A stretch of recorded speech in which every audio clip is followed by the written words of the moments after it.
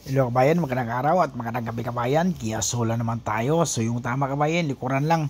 So pinturahan niya kabayan ha, hindi tayo PDR. So, pinturahan yan. So tatanggalin natin yung may itim. So may bago dyan. Ayan, palo-palo lang siya kabayan ha. Palo-palo. Hindi tayo matakot matanggal yung pintura kasi pinturahan naman natin yan. So hindi tayo PDR nga. So, palo-palo lang, tapos medyo pasok, paluin mo. Tapos medyo kasi masubraan mo pag paplabas yan, balik mo kabayan. Kasi hindi na tayo magpainit yan. Hindi na tayo gamit ng acetylene para painitan. So, yan, palo-palo lang. Wag ka matakot o medyo lubog-lubog pa. Masilya na ang titiran yan. Masilya na. Pero ingatan na natin na yung masilya hindi ganong makapal din. Kasi mahirap yung makapal na masilya kabayan. Mabasag yan. Tapos pag hindi okay na, lilihain na natin yan. Katulad yan So medyo okay na siya. So tinanggal ko muna yung sole niya. Tapos sabay liha agad. Tapos sabay pahid. Hindi na nakita pagliha. Pero yan pahid na ng silya. So di ba? So ganoon lang kasimple. Basilya lang bahala dyan. Para mabilis yung trabaho. So hindi naman. Titingnan lang natin. Basta wag masyadong makapalang masilya. Okay na yon.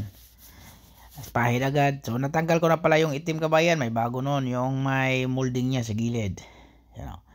Tapos pahid ng masilya. So nakadalawang pahid tayo ng masilya yung kabayan. Yan. Liha. Yung masin natin na liha. So hindi ganong mabigat. Kasi yun lang naman ang nakakapagod sa trabaho ng isang latero. Yung pagmamasilya sa pintor. Pero sa Pilipinas, pintor ang bahala. Sana yan magliha. So, ang gagawin mo sa Pilipinas saka sa Saudi, yung trabaho mo, latiro mo lang yon. Yung maglagay ng masilya, magliha, yung pintor na. Pero dito kabayan, gawa ng, yung gumagawa niyan, latiro. So yung ibigay mo, tapos na siya. So pag ibigay mo doon sa preparasyon, magtitip na lang siya, tapos magkunting liha na 500 sa may gilid, tapos primer na siya. Yun ang trabaho ng pintor dito. Hindi wala kabayan, preparasyon lang yon. Iba yung trabaho ng pintor din talaga, yung magpipintura na lang. Yung preparasyon, magtitip siya, tapos i-primer niya, tapos lilihain niya para sa magpipintura ang bahala yon. Yung ang pintura naman, magpipintura lang talaga siya. Tapos final taping, yung babalutin niya. Yun ang trabaho ng pintor din. So sa latero naman, yung sinasabi ko, yan ayusin natin yan. Yung ready to primer na siya. Ganon ang trabaho.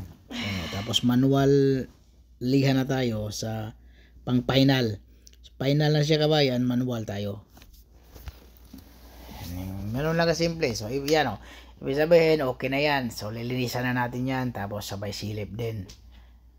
Tapos hawak-hawakan mo. Pag okay na ang masilya, okay na yon. So ayan, tapos na pinturahan kabayan. Hindi pala tayo ang nagpreparasyon yan. So mayroon tayong preparasyon. Tapos naikabit na rin natin lahat. Tapos ilagay natin yung sole. May bago yan, yung emblem. Okay kabayan, huwag kalimutan mo subscribe. Maraming salamat kabayan.